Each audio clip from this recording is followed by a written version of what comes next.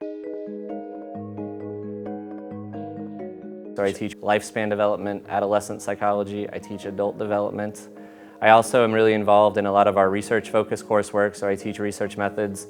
I teach our senior thesis class, which is incredibly exciting because I get to oversee a number of students' independent research projects, and it's really rewarding to see them kind of come out on the other side of it after they've done this incredibly daunting, difficult thing for 16 weeks, and then they present it and they're so proud of the work that they've done. What I try to do is encourage my students to embrace the process and embrace the effort that it takes to learn. Learning does not come easily. Neither does music, neither does sports. So improvement is really only going to come by challenging yourself, by constantly working at your craft, and by constantly pushing yourself to improve. And so for what I try to do for motivation is really try to get students to embrace that gradual kind of incremental improvement instead of thinking that it's kind of an all or nothing kind of a deal. And so what that means is to work hard, to put forth the effort, and to really practice in their daily routines, practice the process of whatever it is that they're pursuing, whether it's research, whether it's classroom activities, but every day is an opportunity to practice. And so the other thing that I would try to encourage students to think about, the other message that I would say, is that you're always auditioning. And so what that means is that every single interaction that you have with one of your professors is an opportunity for you to practice professionalism and practice soft skills.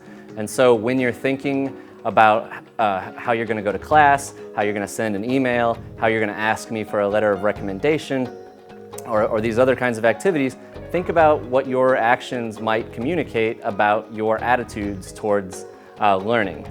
Do you want to send a message that this is something that is really important to you and that you're someone who is really engaged, someone who really cares about what they're doing, or are your actions going to say that you'd rather be somewhere else? And so again, it all gets back to controlling what you can control. Those are things that you can control.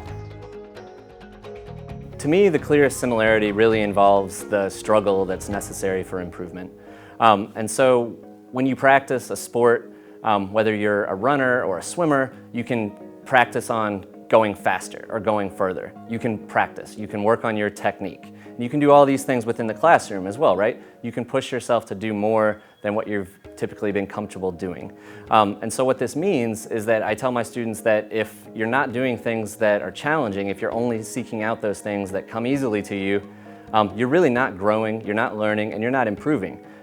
It may pass, you may be able to pass, but at the end of the day, you're probably going to become really bored with yourself. So if you don't want to atrophy, if you don't want to become bored, if you want to be engaged in what you're doing, you need to continually challenge yourself. People who have failed means that they've tried, and that's good. It's necessary to fail. So to be engaged, to be happy, to be successful means that you've taken chances and that you've taken risks. And so what I think of when I think of failure is that it really is a necessary component, because what it means is that you've tried. What I love about teaching, what I love about learning is that it gives you the opportunity to really swing for the fences and fail. And so again, another sports analogy here, but when you swing for the fences, sometimes you will strike out. And so maybe you fail, but sometimes you'll connect and you'll do something really cool and amazing. And so if you haven't tried, then certainly you haven't been successful, and you can't be successful without the possibility of failure. On the first day of every single class, I ask every student in the class to talk about what it is that they want to get out of this class. So what is it about this particular course, this particular topic that is of interest to them?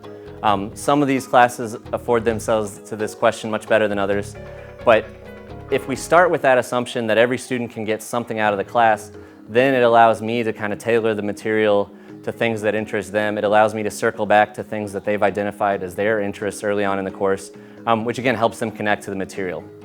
And so if they take that approach then on the broader course level, then I encourage them to do that as we cover each topic. And so if we cover a topic, what I would encourage the students to think about is, what do you want to take away from this topic? Maybe the knowledge of this topic is going to help inform your knowledge and understanding of something related to this. Maybe you're going to be able to see how you can use this material in a practical setting in the real world. Maybe you're going to be able to see how you can use this material on a graduate school application or some other sort of opportunity in your life. But really, it's all about connecting things to things that interest you.